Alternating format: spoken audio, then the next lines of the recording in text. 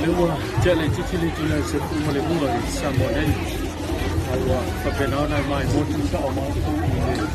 papenana fa tu mudi ala marchelo cha tu tu mau cha ole kan de channel dei ala malo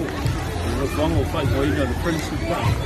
pero to mai motu sila mai le chele ala marchelo cha tu yo papenana si mai la to te mudi mo binda me fa pa e na yai nei fiep fit pa ke tinga o o mai ia le sau longa la na fioma le cha le malo sa pa pitu le fioma ke me na o mi cha e pe ona mai ese sau longa fa mio tu sai wale fa filo inga o le o lo fa o le to sa o italiane ia o fa pena no to mai mo ile tu langa e pe ona to fa ina e pe ona so mo mai ile mano la tu la tu te modi maurina ia tu langa o pe fa pa o Firework lesa o pena o to mai o ia sai mi lo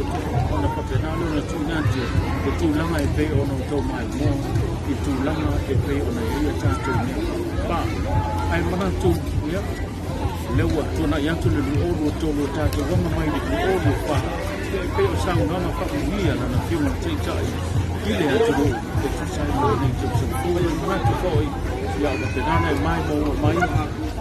ia lo ko ma nei lo pena na gai lo cha tu ia tu fa ia ma tu su fu fa na cha tu o ia mai dei le no fonga nei o le principal tu o monta nei o malo le lo ko pena nei ia ma ta anga nei o ko pena na io mai le tu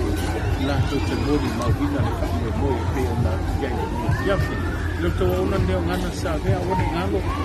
changa le nei ba ya so e ni so update la ko na ti na tu long tu ni e lo tu so tu ia le ko ma me lo ko pena su ko sa nei mai lo to ona lu te le na và em ngon rồi nhớ mà làm trong một cái chơi sẵn sôi